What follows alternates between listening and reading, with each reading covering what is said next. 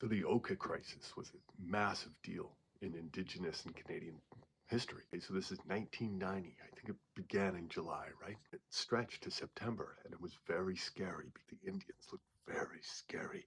They had a very scary flag, and they all wore camouflage, and some of them had been in Vietnam, so they actually knew what they were doing. Mohawk of the area lived here, right? This is around Montreal. They lived here. If you hear them talk, some of them have funny accents, right? Up here, they lived here. They came and said, "No, we got to get you down here. Last time we'll move you." And then actually, we're planning on putting a church. Just one more time, we'll get you down here. And they put them in Oka. At the time, Oka only had a 9-hole golf course.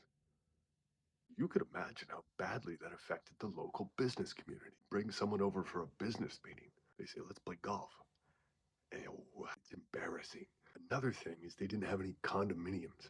Just imagine, right? Just imagine you're living in Oka. 9-hole golf course. Nowhere to take an escort or start a second family. Something had to be done. The municipality proposed, we'll extend the course to 18 holes and start doing business deals. And also, we'll put some condominiums in there. The area they allocated was an ancient graveyard. Mohawk people. So the Mohawk came and said, "Well, unfortunately, there's a giant graveyard right where you're putting hole 18. That would be the green.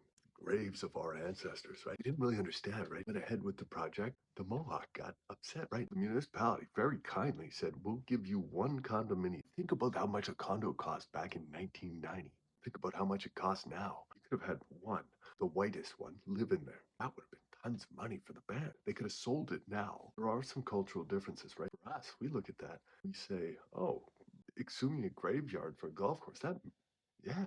But to them, they didn't like it. I still don't get why. There's a practice where it is disrespectful to their ancestors or something to exhume their bodies to build a golf course. Something along those lines. The Mohawk then did fought in Vietnam. I want you to imagine how scary that would be. Think about now, your mom, when she goes to a tribal dance at the University of Saskatchewan gym, your dad goes to buy moccasins at the local native shop. They're nice.